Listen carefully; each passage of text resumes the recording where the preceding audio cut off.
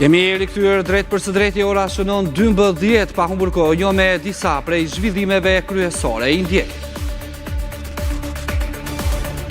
Pas 27 viteve e martesë, Ilir Meta dhe Monika Kryemati janë zyrtarisht të ndarë pas vendimit që mori sot Gjykata e Tiranës. Kreu i Partisë së Lirisë u paraqit në seancë, duke lënë për pak që lind 313, mungoi deputetja Kryemati.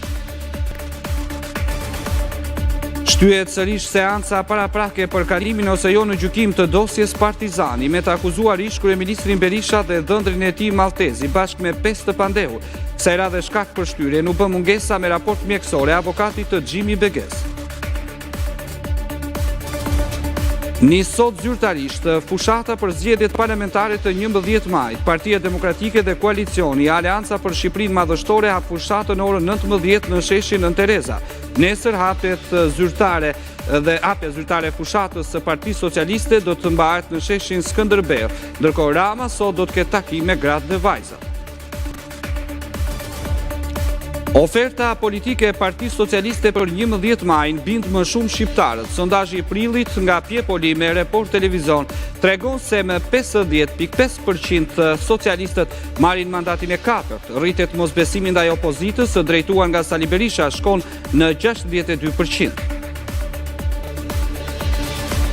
Mediat italiane shkruajnë se në vrasjen e studentes shqiptare Ilaria Sula nga ishi dashuri Filipinas, përveç nënës së tij, e cila fshiu gjurmët e gjakut në banesën e tyre, dyshohet se i përfshirë në krim të ketë qenë edhe baba i autorit.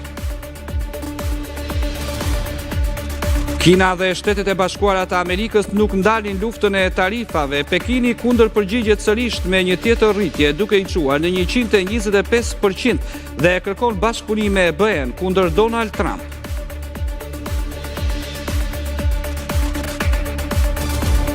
Vëllai i kryebashkiakut të Lezhës, Pjelin Dreu, përfshihet në një përplasje fizike me sekretarin e Federatës së Basketbollit në ndeshjen gjysmëfinale Vllaznia Beslidja në Pallatin e Sportit Aslan Rusi. Çështja përfundon në polici.